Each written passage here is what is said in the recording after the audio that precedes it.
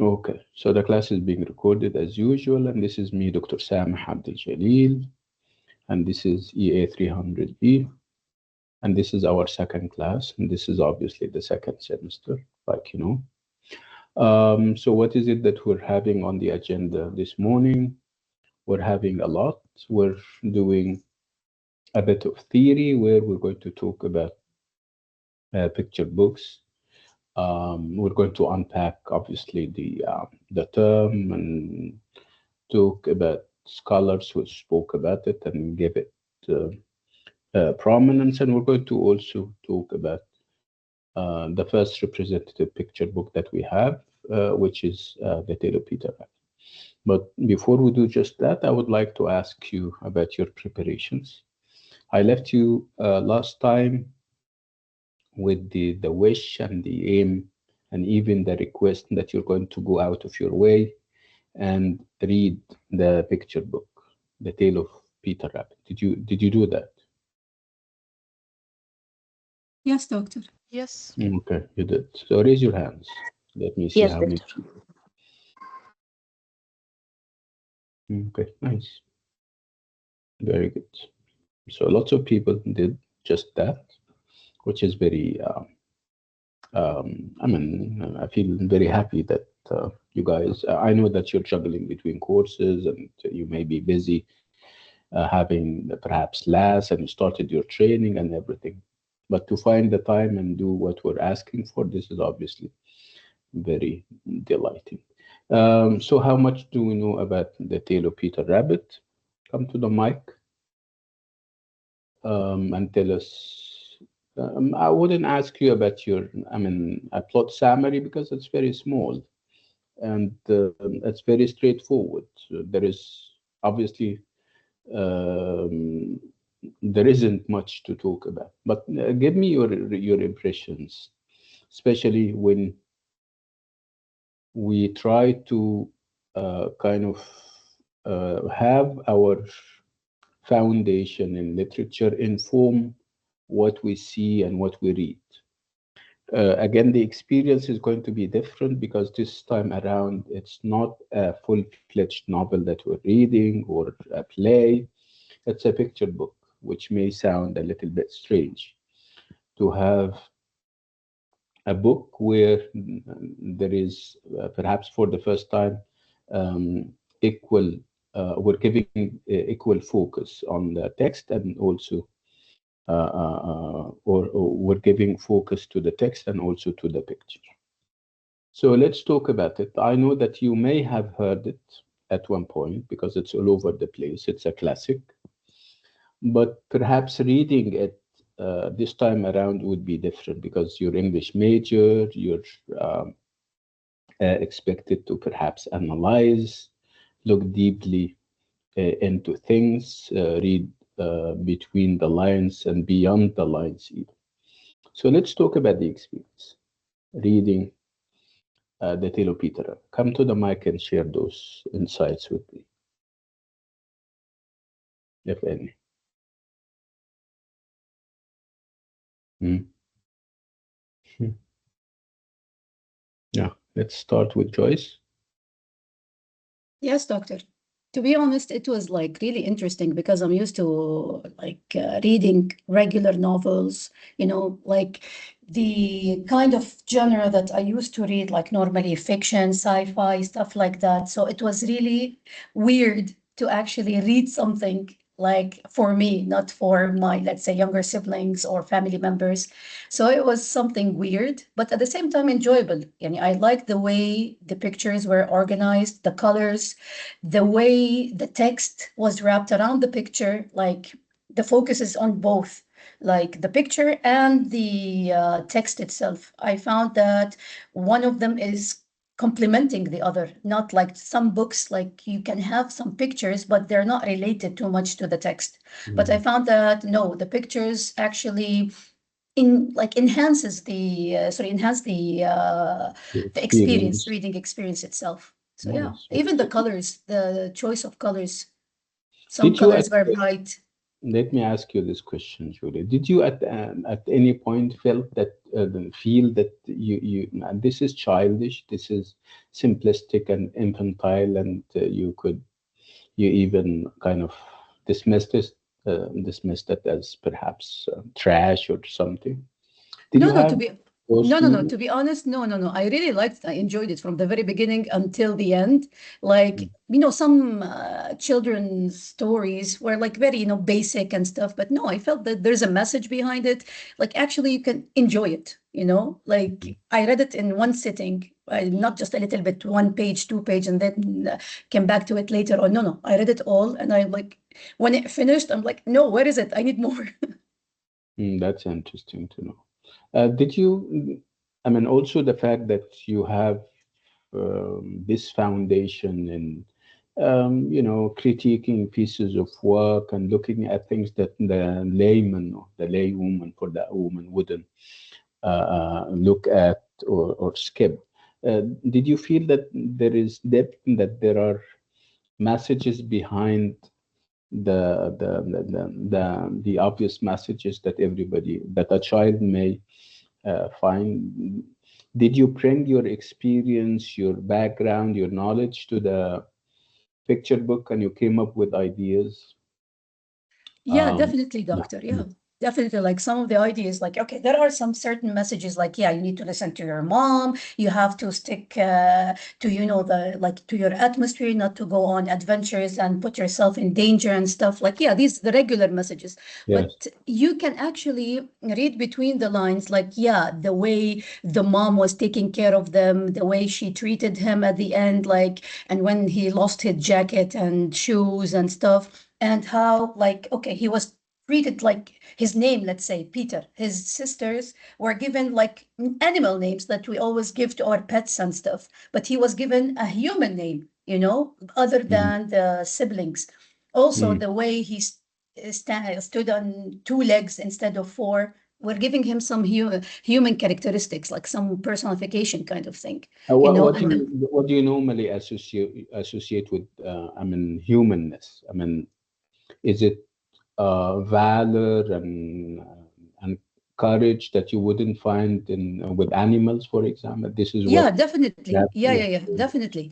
The way mm, that he always like not listen to his mom, although she actually warned him not to go there, and what mm, happened with his dad, and when he found himself face to face with the guy. So yeah, even when turning the page itself, you feel like there is like some interesting stuff, like some surprise because of the pictures, because the first thing you see is actually the picture, you know, more than the text itself. Like in normal novels, we read the text and then we get surprised throughout the context itself. But here you actually look at the picture, oh, he's face to face with the guy that his mom actually warned him about. So yeah, there are some stuff that are really amazing, especially between the lines. yeah, that's interesting. Yeah. Can we have somebody else come to the mic and give us what his or her thoughts are on the picture book?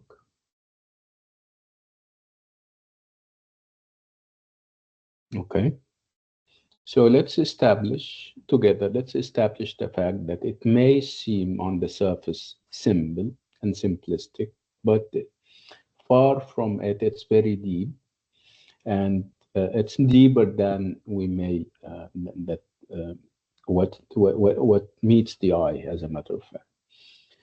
The depth comes from you, not from the piece of work itself. Again, the amount of knowledge that you now have can help you think big about the whole story. And again, we shouldn't again overlook the fact that the picture is now as important as the text itself. Sometimes the text is silent on things. It's not very clear what I mean the author means at certain points. So in this case, you're going to go all the way to the picture book. I mean to the pictures and the images, and unpack them and kind of have them help you understand and have insights into the text and this or that situation in the picture book. Again, if you still remember, we said that because it's now a genre in and of itself, picture books have their own codes, have their own symbols. There is a great deal of symbolism that you need not overlook. If you're after a complete and a full understanding of this picture book, you have to also look at those cues, look at those uh, symbols and signals. Um, so your reading can be casual at the beginning, and this is obviously the reading that we all do, perhaps for pleasure. But at a deeper level, you need to engage with the text, and you need to come up with deeper senses and deeper ideas, because this is what it is all about. One of the ideas that will stand out when you read for perhaps the second time would be the idea of authority, that we have this resistance to authority, whether it's good or bad. This is perhaps the subject of another day, but the idea that somebody is kind of facing up to authority. So authority uh, um, can be, yeah, go ahead. So somebody wants to leave, that's fine. So authority, it's not all bad news, but it can also be bad, right? So somebody is resisting, is defying this kind of authority. This is also very important. You need to also look at the name of the character, Peter, and perhaps it has Christian overtones. Peter, Peter is one of the disciples of Jesus Christ, and he did a great deal to Christianity. He is one of the founders. If we talk about Christ, of course, and we talk about Peter, and we also talk about Paul, this is obviously another story, but you need to think of even how symbolic the name of Peter is. Again, like Joyce rightly said, of all the other characters, Peter is the only character that has a human name. And when we talk about human beings, of course, we talk about qualities like valor, courage, daring, challenging authorities, and challenging established orders. So, and this is what we have seen with the character of Peter. Okay, animals are normally, I haven't heard them in my 53 years in life. I haven't seen people talk about an animal resisting the authority of another animal figure. If we don't see resistance in the jungle, right? But we do see that in life as human beings. This is also very significant, and you need to think of. So it's a very nice story. You're going to have nice takes on it as we proceed. And again, reading more about the codes that we said the picture books are embedded with will give you huge insights into what it means and what it stands for. And obviously, and this is something that I said here, and I also say in other courses, that no author is or no writer is innocent. Everyone has his own agenda, and the word agenda is not as negative as everybody may think. You can have an agenda that has values to it. So, of course, Beatrice has her own agenda. She perhaps when she started writing that, it was like some kind of scribbles and pictures and drawings that she meant as a gift. for a child. But when she thought about it and when she was encouraged to collect them together and get them back from her friend, she started to think big about that. I'm sure she has, or she did modifications and editing so that she can kind of send certain messages that are bigger than just appeasing a child, making him happy.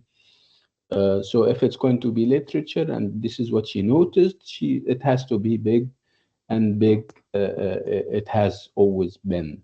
This is perhaps part of the reason why it's so popular among people, because it's not only the child who enjoys it, it's everyone, I mean, including ourselves. And we have the example of Joyce just now. She said that she enjoyed it, or she enjoyed every bit of it, in spite of the fact that it may be simple and simplistic. It's what you make of a piece of work. A piece of work in its entirety cannot be simple or simplistic. Perhaps the problem is with you. You don't read it properly. You're perhaps focusing on the text, and you're excluding from your consideration the pictures and the images. So every text is pregnant with ideas and ideologies, I promise you. Any other interesting thoughts on the picture book that we're having? Anyone and everyone? Come to the mic. Share with us, Yagama. We're not taxing or judging people. It's an open and a free discussion. We're collecting impressions, though. Okay, that's interesting. Let me move to a presentation that I have on the critics or the scholars on perhaps the history of picture books. It's not a very long history in terms of the slides and the presentation, but of course it is long. And then we move and focus more on Mabus. Mabus happens to be one of the scholars who focused more on picture books, and he perhaps one of those who gave it the shape and the form that it has taken, because he started to take it very seriously and started to think of codes, and he started to share those codes with other people, and other people came over and they developed his theories and ideas. And then we talk about the picture book itself, The Tale of Peter Rabbit, and we try to think of the hidden messages, if any, what kind of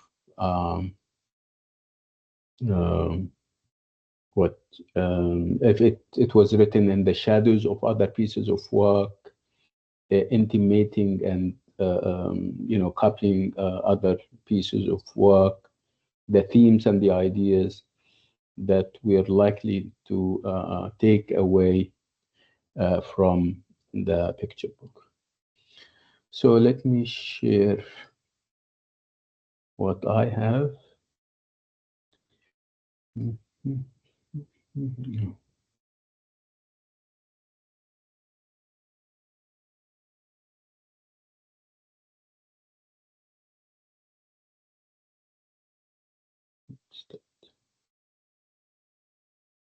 Can you see that? Yes, Doctor. Yes. It says block 5, words and pictures. Can you see that? Hello. No, doctor, you're sharing something else.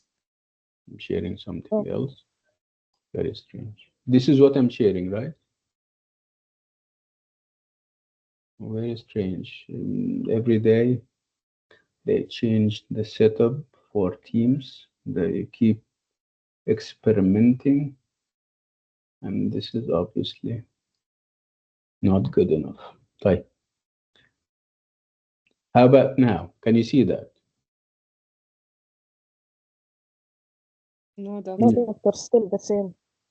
No, Doctor, it's what are you guys seeing? في حاجة The TEFL week 2, day 1, teaching and learning. This is not Teaching and learning. yeah, I also say that. Let me stop. and then see from where type. I'll even close this title kind of thing, and this EA children's literature kind of thing.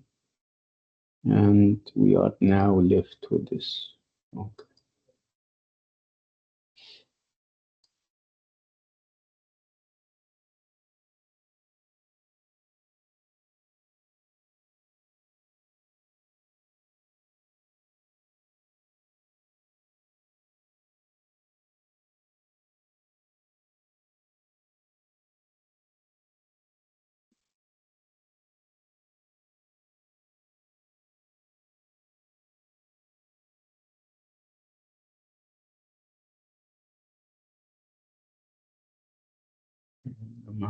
Something is, let me see.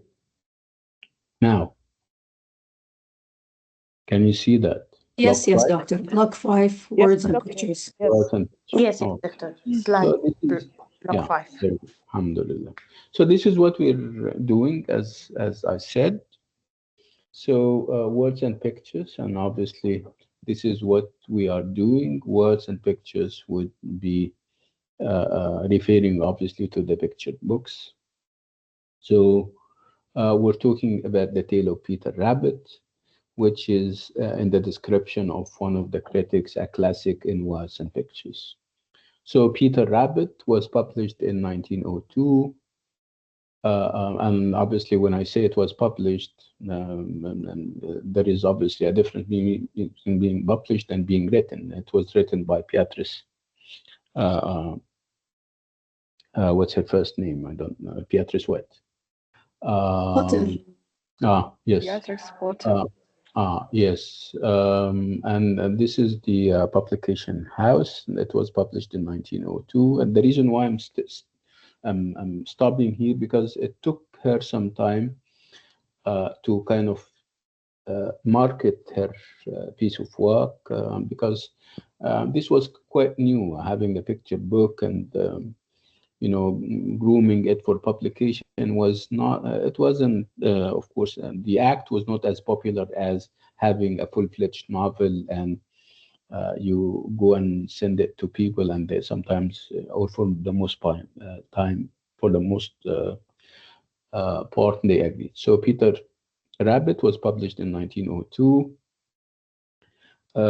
Again, if we talk about Potter herself, she was an avid sketcher and a painter of insects, birds, landscapes, flowers, fungi, and other plants. This is going to help her because the more you are into the anatomy of animals, and this is something that they even teach in fine art schools. If you want to be a painter or something and you go to a fine arts school, they normally expose you to the anatomy of humans and animals, so that it can give you insights into the contours of the bodies that you're going to draw. So she was into that. And she was also known for her accuracy and attention to anatomical detail. And then we talk about the history of picture books and children's literature in general. Remember what I said about that? We said that people didn't take children's literature very seriously at the beginning when we talk about the 17th and 18th century. And it only came to its own in the 19th century, or perhaps mid-19th century, with the advent of the rule of Queen Victoria and the different education acts that she encouraged the parliament to set for people, so that they can have literacy and lots of people can read, and everything in between. So this is exactly what happened. Historically, picture books and literature for and of children was not of good repute, not because it was bad, but simply because people would invest more on literature that kind of addresses mature individuals. They thought that it's more valuable and everything. So we're tracing the link between the economics of publishing and the literature for children, and we have Whaley. Whaley is one of those critics who provides a useful historical outline, starting from the mid-17th century up to the First World War. He and his essay, if he's a man, I don't know whether he's a man or a woman, he's tracing the link between the improvements in color reproduction, and the increasingly widespread dissemination of books for children. This is, I mean, in his essay, you're going to find that he said that picture books and children's literature came a long way. I mean, when we talk about them in the 19th century and the 20th century, it's came a long way. In the previous century, it was very neglected and overlooked.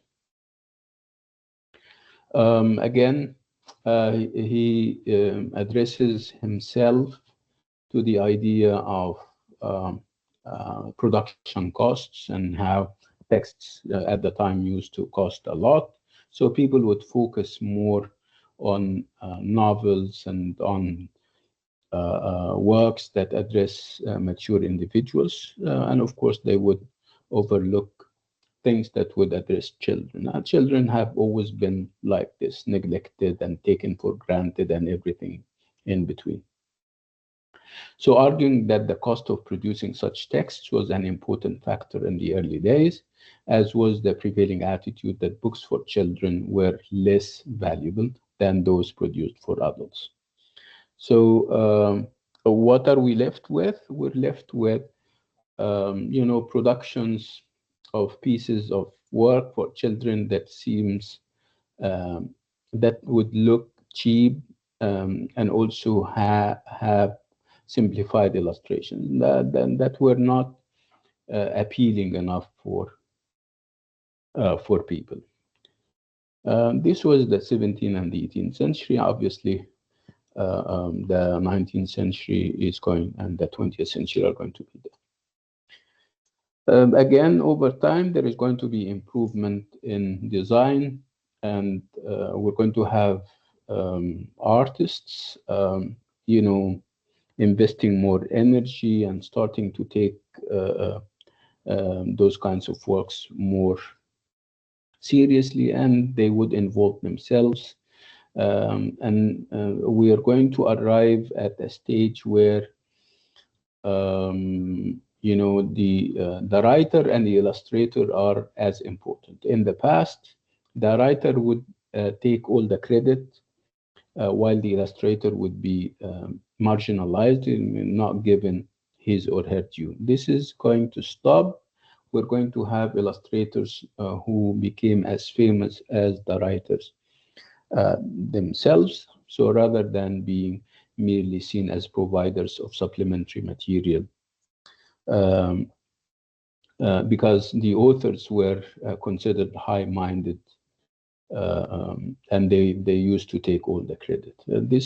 This is going to stop, and then we move on to another very famous pioneer of the field of picture books, and this is Mobius.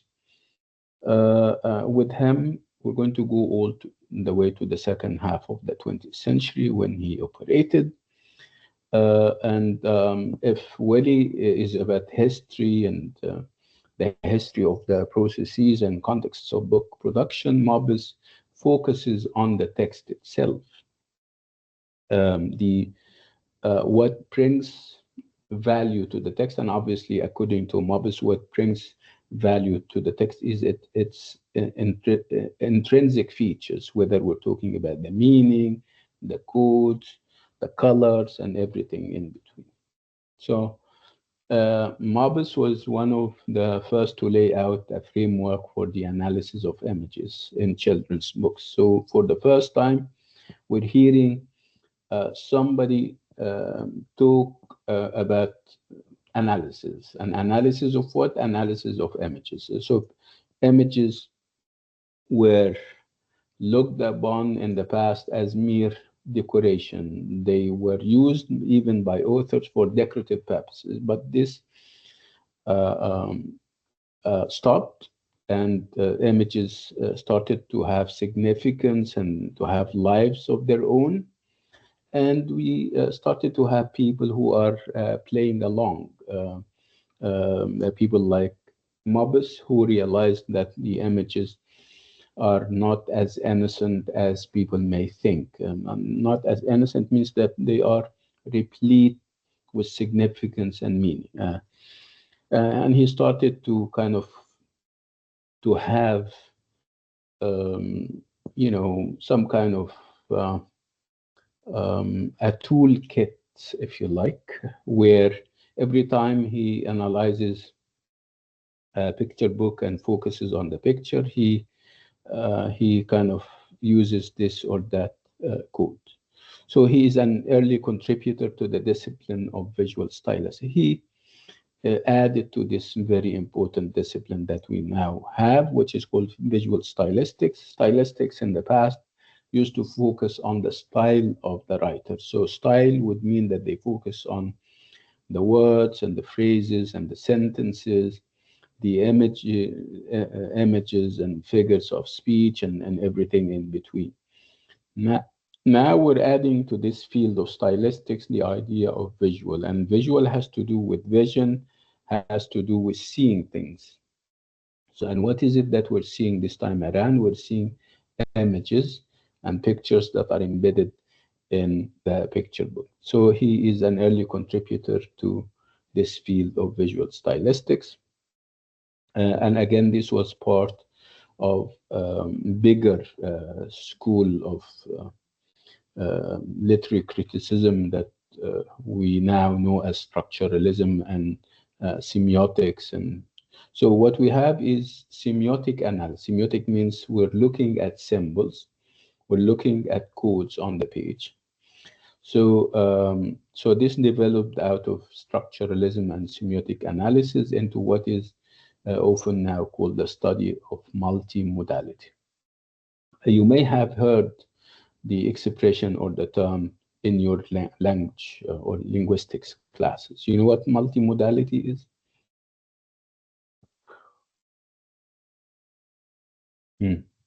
What is multimodality?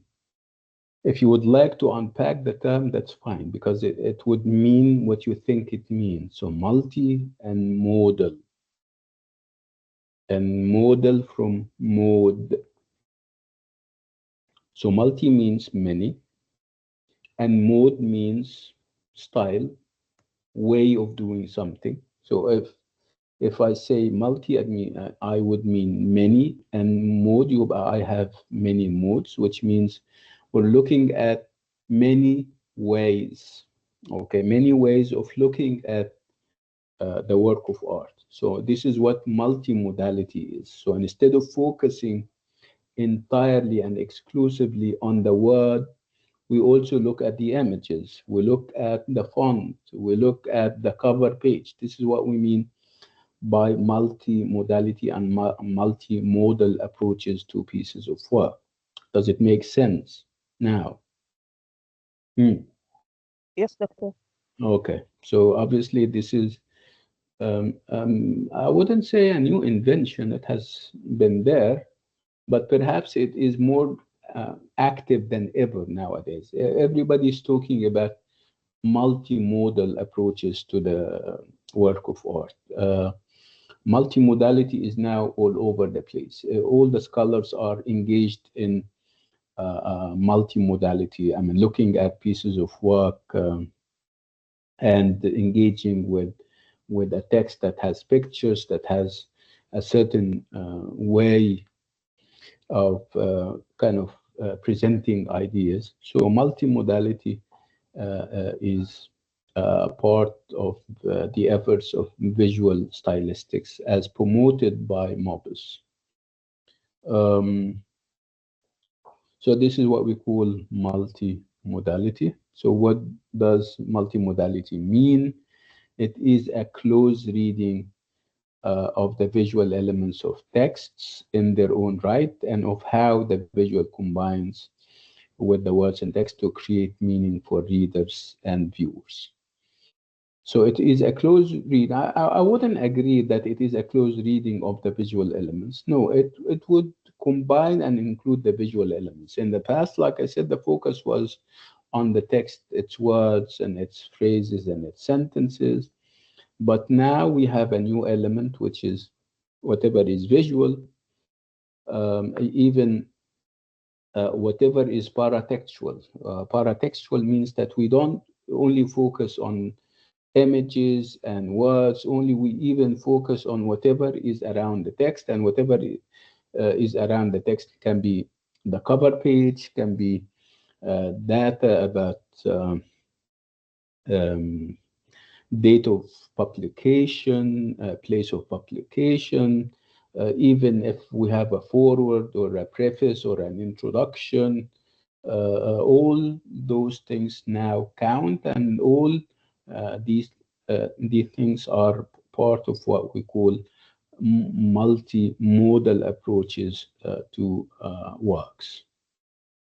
So Mabus points out that picture books lend themselves to detailed textual analysis and renewed close scrutiny, dispelling the myth that picture books are simple, simplistic, or aimed only at children. This is actually very important. What Mabus and other scholars are saying is very important. The fact that picture books should be taken very seriously. They should be analyzed in a detailed way. And again, if we take them very seriously, and if we analyze them deeply in a profound way, this is going to kind of dismiss and debunk the myth that they are very simple and simplistic and they are only meant for children. No, if we apply this idea of quotes to them, if we read between the lines and beyond the lines, if we analyze the pictures very closely, we can come up with ideas that go beyond the child. According to Mabus, and he is right in that, images cannot and must not be looked at in isolation from the surrounding text.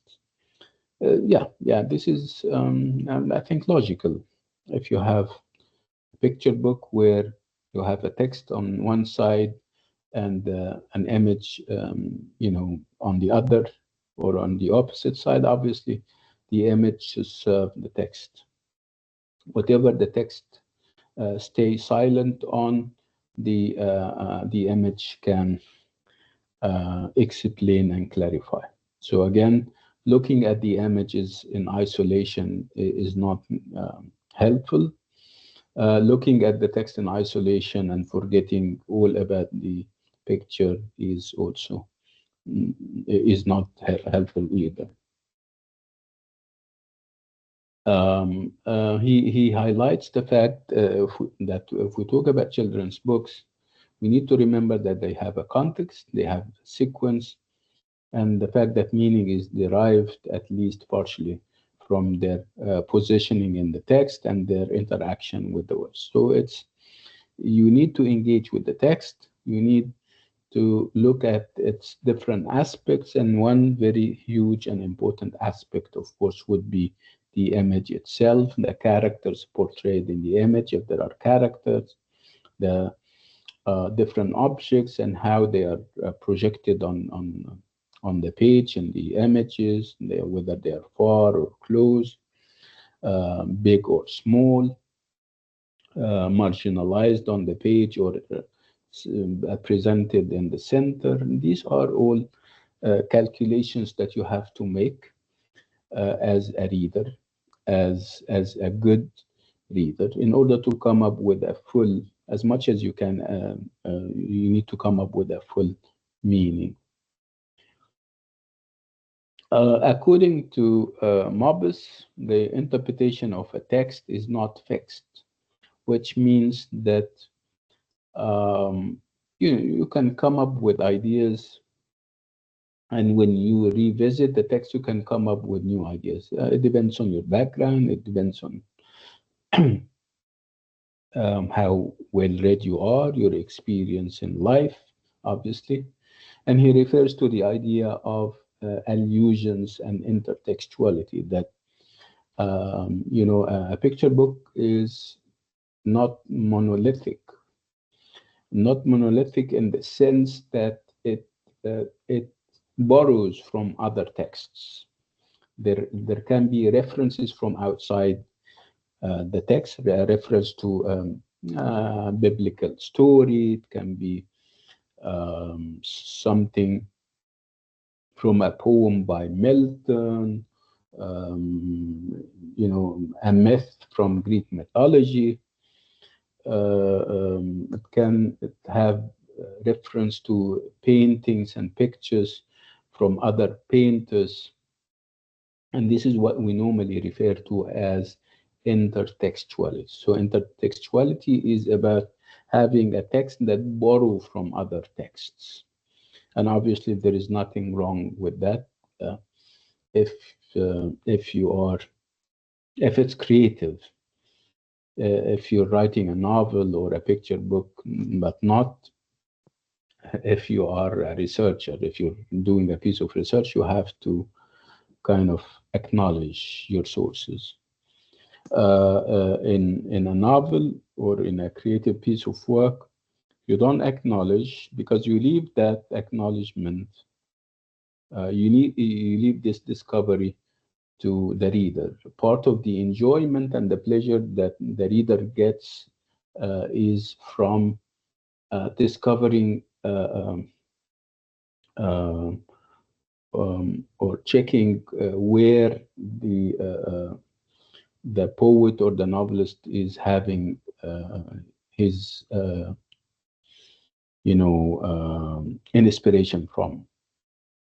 Can be from the Bible, can be, like we said, it can be from other literary works, can be from other artistic works, can be any or all of that. And this is what we normally refer to as intertextual. So again, he's stressing the fact that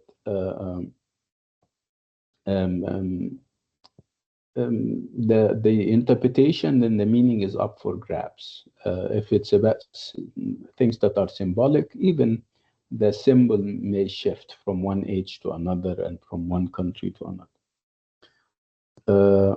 Again, he is against the idea of generalizations, that you generalize and you impose your interpretation and you say this is the only interpretation that the text is about. No, obviously, it's very malleable, it's very unstable, it's free-ranging. You can bring your own interpretations, and all our interpretations can be correct.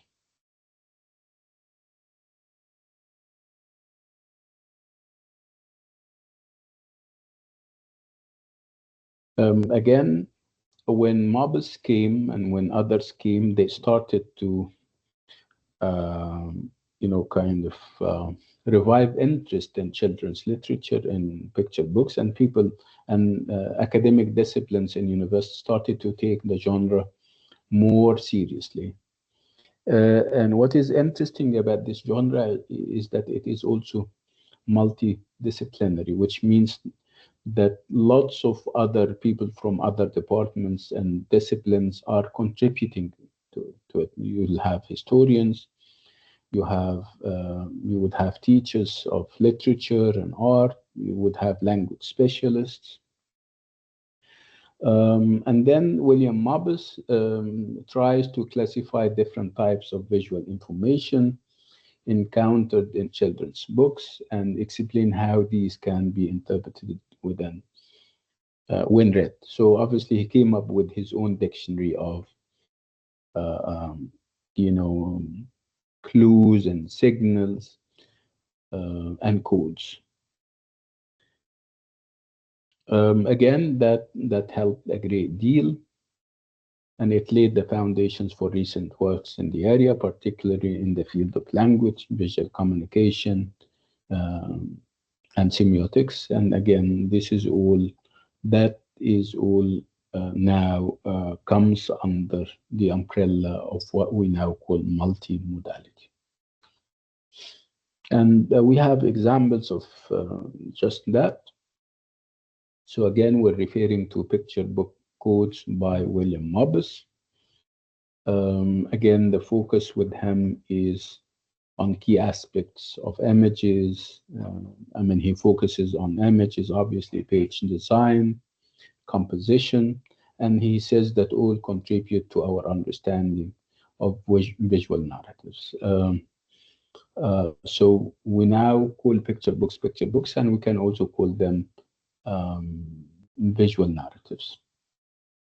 Unfortunately, all the examples that he gives us are taken from other pieces of work, like Morris Sendick's Where the Wild Things Are, which is obviously a book widely analyzed in academic literature on picture books.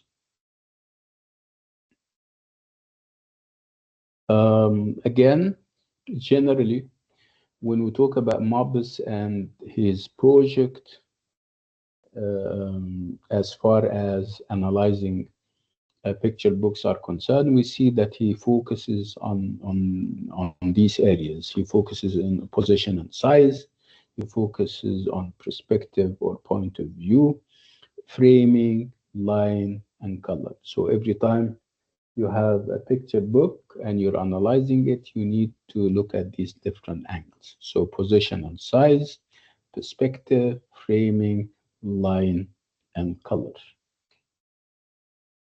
Again, the focus with him is on other pieces of work. And then we move to another interesting article. You guys have those articles, and I referred to them last time. I don't know whether I have sent them or not. So, and this is Margaret Mackay, and she wrote an article, a nice one called Peter Rabbit, Potter's Story. Again, she focuses on the different versions of Peter Rabbit. Remember, it started as an innocent gift given by Potter to one of her, to the son of one of her friends, but somehow she realized that she can make something big out of them. She retrieved them from her friend, and she started to perhaps edit them and collect them. Somebody obviously encouraged her, said that they can make they make sense and they can be collected and be sold or published as a book, which she did. She started to approach publishers. Some of them didn't take her very seriously, and some did. Of course, every time she gets rejected, she would go perhaps back home. This is how I think of it and imagine it. She would go home and she starts to do some modifications and editing. That's why we will have different editions and versions. She would go to a publisher and I would say, no, if you take this off, that it would make more sense. And she would go and tailor it and then comes back to a different publisher. And that's why we have different versions. Like I'm saying, somebody may focus on the end and say, no, the end is not very commercial. You wouldn't publish it this way. So she goes and changes the end. And this is, again, I'm assuming that I don't know, I wasn't there.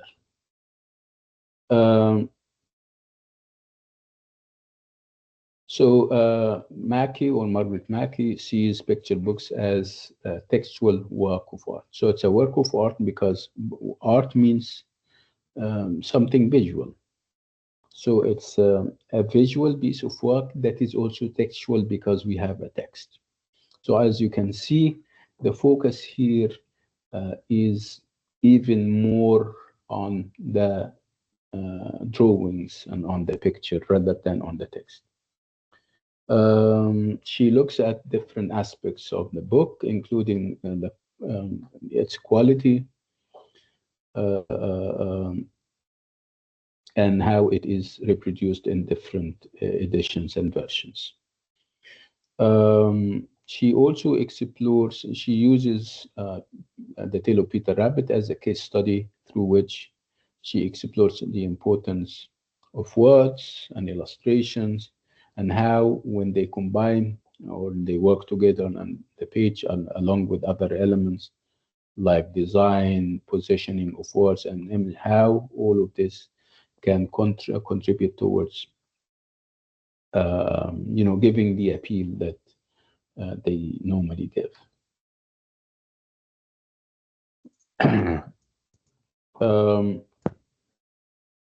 Again, you need to, whenever, if you're going to tackle the Tale of Peter Rabbit, you need to look at these things. You need to look at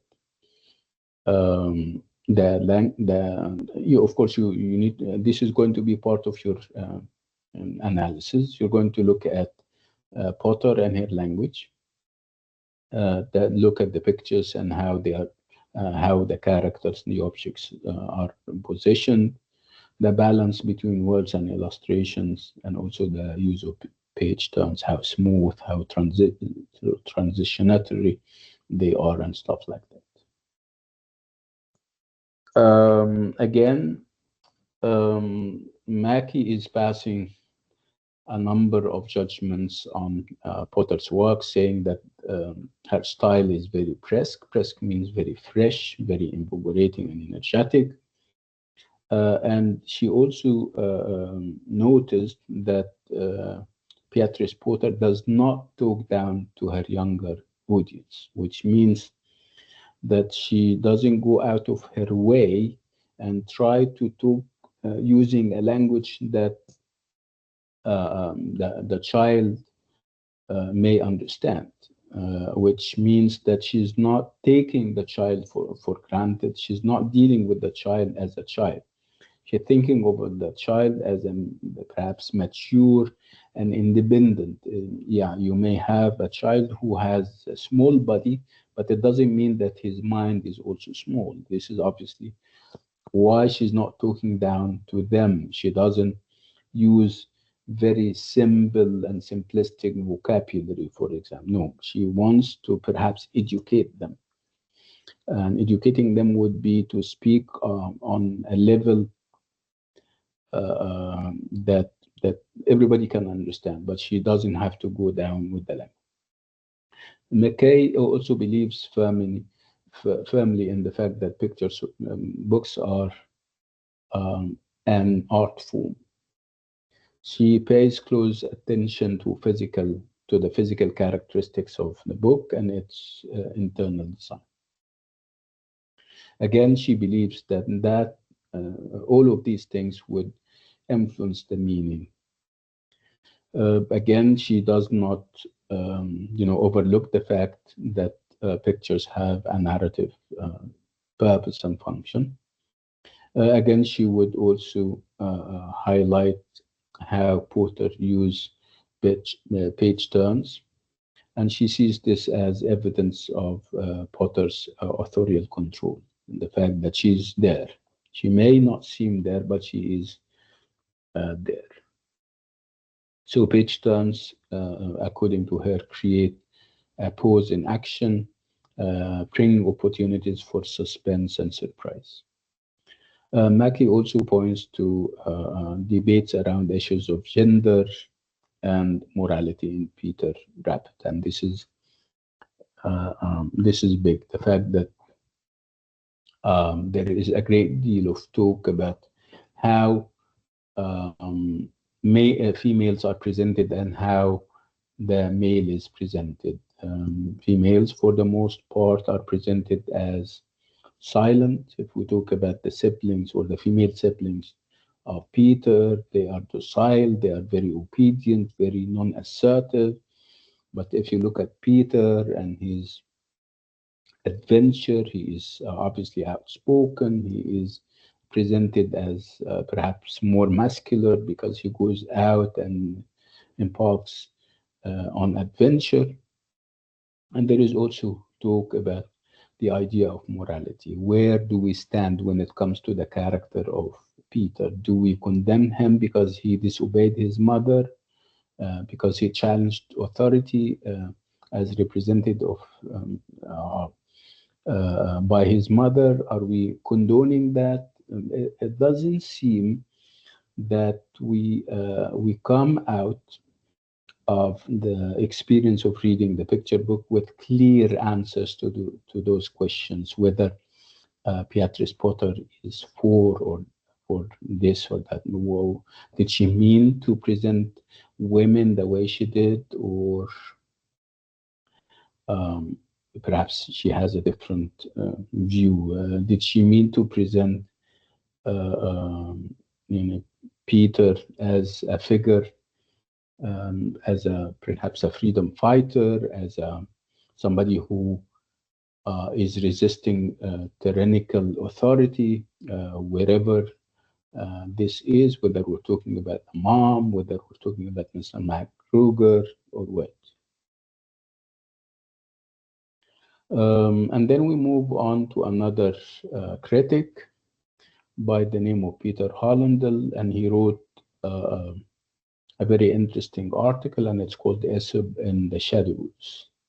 And what he simply says is that obviously the tale of Peter Rabbit is not one of a kind. It comes in a long line of tradition where we have animals assuming human attributes, given human attributes and qualities. They challenge, in our case, they challenge authority, they speak, they love, they hate, they do pretty much what we do as human beings. And this is normally referred to as fables. And they go as far back in history to the time of Aesop. And Aesop happens to be a Greek fabulist, somebody who used to write fables. So animal fables were, is go all the way back to ancient Greece, and this is what Hollendale is trying to say. And again, perhaps what is different this time around is that the tale of Peter Rabbit does not have a clear moral lesson. Normally in fables, we have a moral lesson. We have the moral of the story. Again, because we have this division over what Beatrice Potter really means, we cannot safely say that there is a moral to the story. And if we don't have a clear moral to the story, we cannot safely say that it is an animal fable. But what is perhaps sure is the fact that Peter's behavior is rash, is impolitic or inappropriate, and disobedient. And these can be messages that perhaps Beatrice is trying to get across to us. You shouldn't be this. I mean, again, and I'm saying that I cannot say this was an absolute level of safety. So Hollendale uses Potter's early interest in mythology to support his views that the success of Peter's books for children can be traced to her talents as both a naturalist and as an artist. Again, he is against the idea that there is a moral to the story. He is against the notion that Potter wrote a story that has moral lessons. So he is against the idea that she is a fabulist. Fabulist in the sense that she is introducing or embedding a moral lesson. How does he look at her? He sees her as a post-fabulous naturalist, someone with keen focus on nature and its reality. He says that she is an author whose work derives in part from forerunners like Aesop, but without an instructional agenda. Again, he is all against those who frame Potter as a moralist. And then we'll move on to another interesting critic by the name of Carol Scott.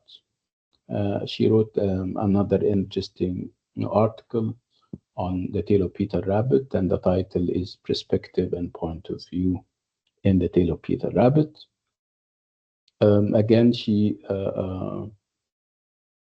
focuses on this idea of where Potter stands when it comes to the morals and the moralities that somebody may associate with the story.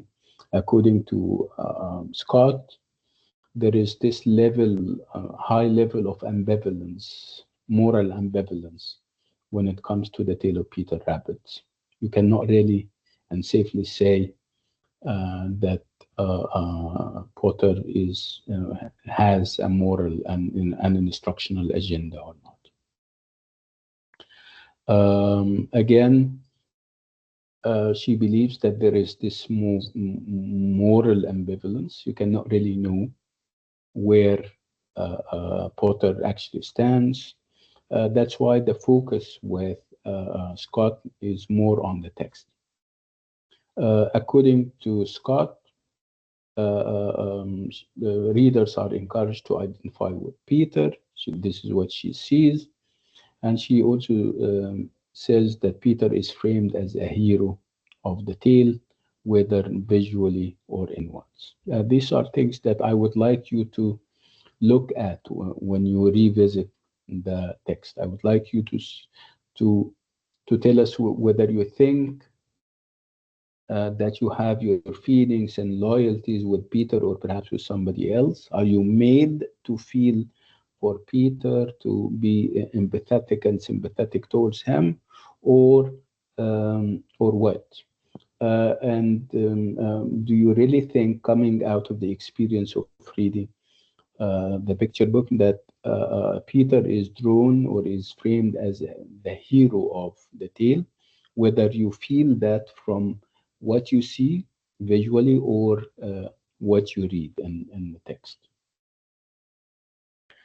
So again, Scott also pays very close attention to the ways the images and the words are combined on the page. According to her, Peter is often shown in close up and near to the ground situations. Again, she also says that we are made to share Peter's line of sight.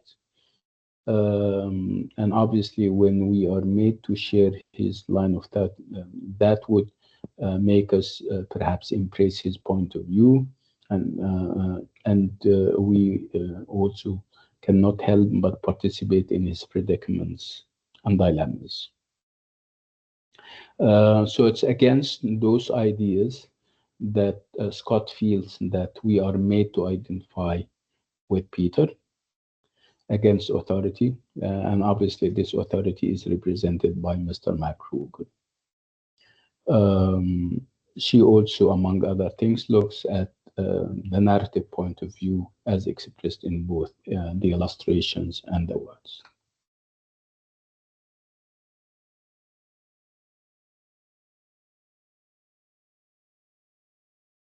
Again, there is also talk about those Peter's those ideas of rebelliousness and the unwillingness to submit to authority. According to Scott, this is a big deal in the picture. Again, these are things that you can gather from the pictures rather than from the words. And this is obviously the end of the presentation, where, as you have seen, we have gone over the different essays and articles, scholarly articles on the tale of Peter Rabbit. Do you have any questions? Come to the mic and share.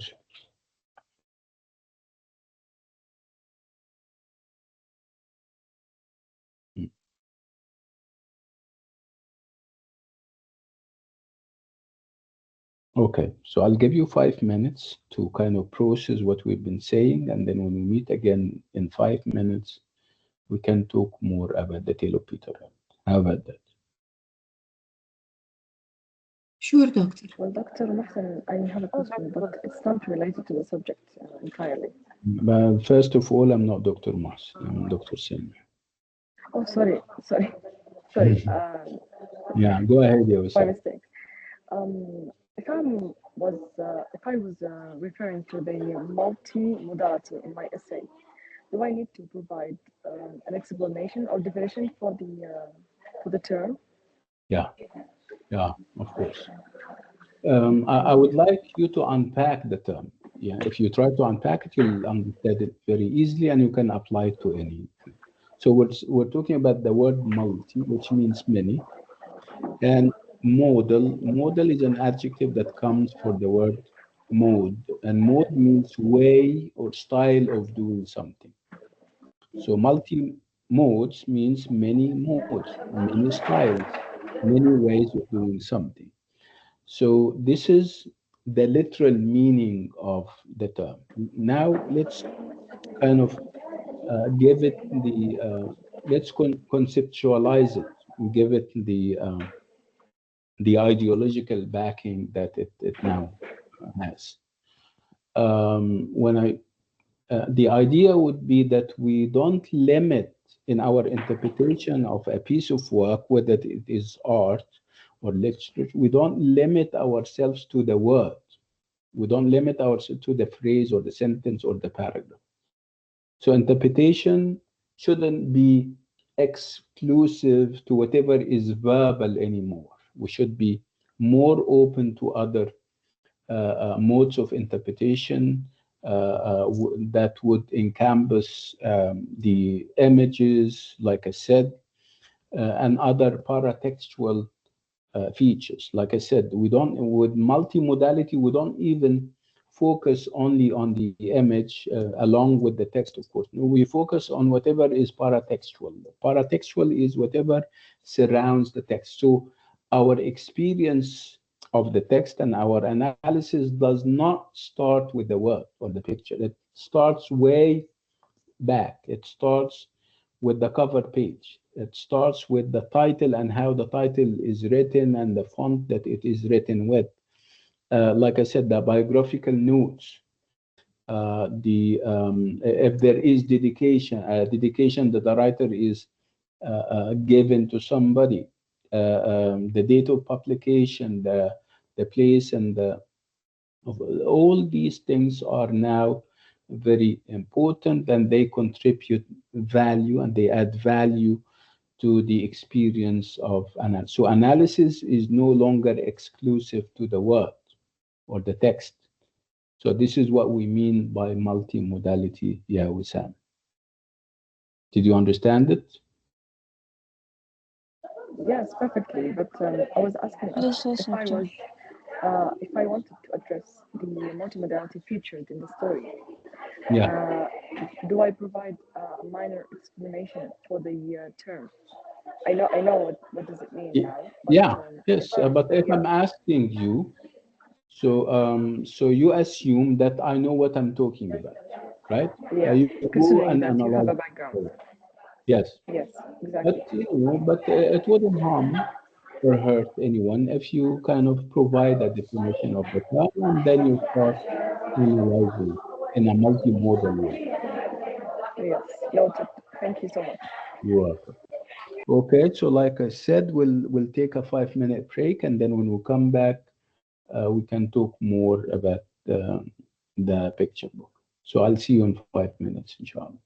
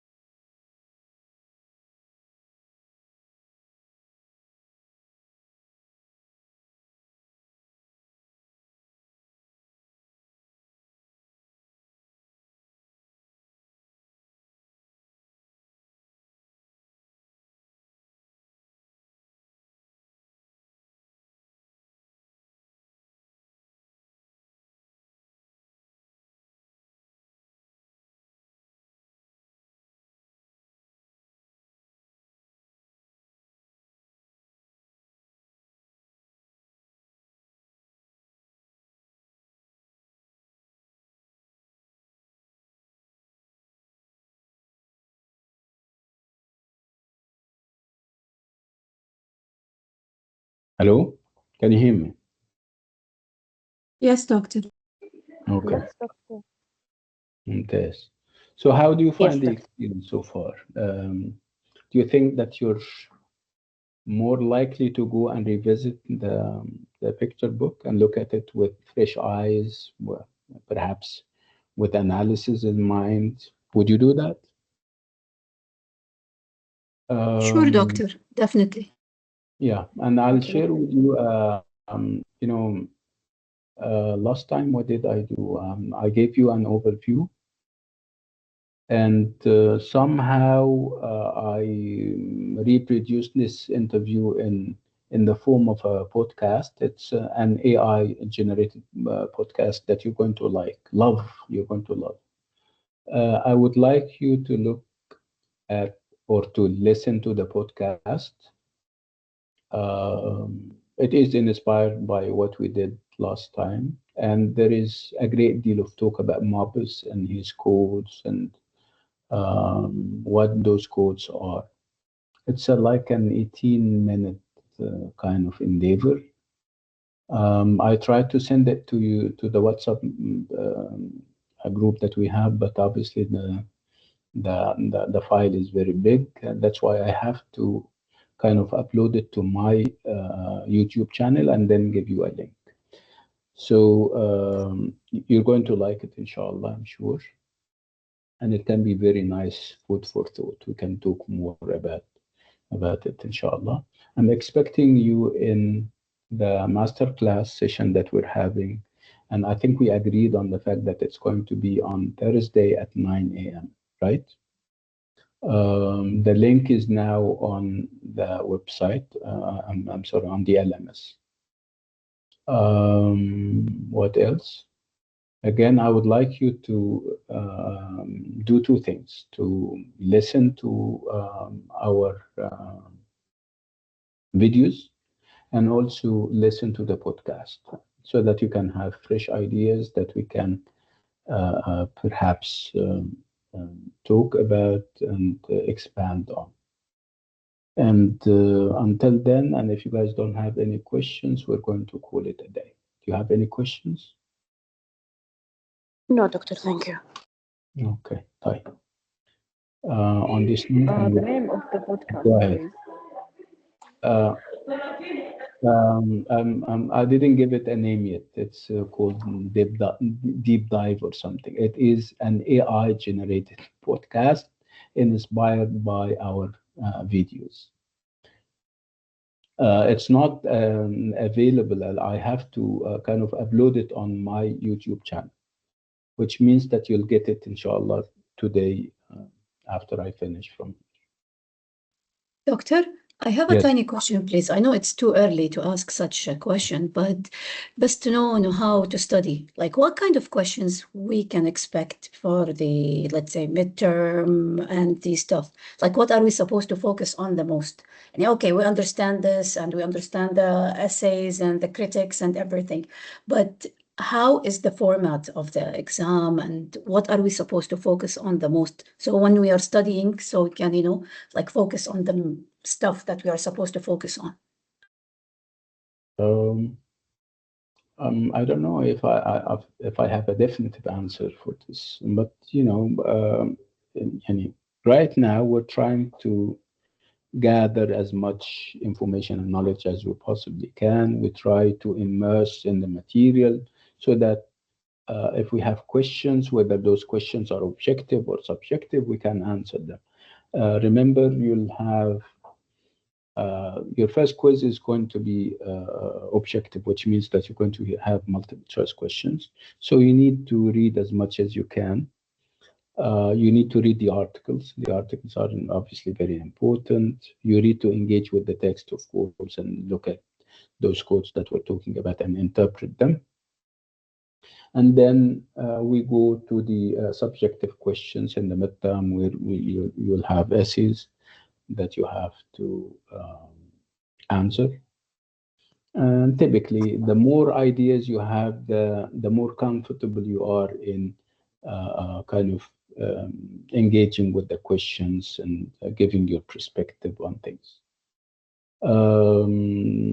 I'm different in the way I assess my students' material. It's about ingenuity. It's about, showing me that you have done what you're supposed to do in terms of assimilating the material, understanding it, and going out of your way, and giving me a fresh perspective on things.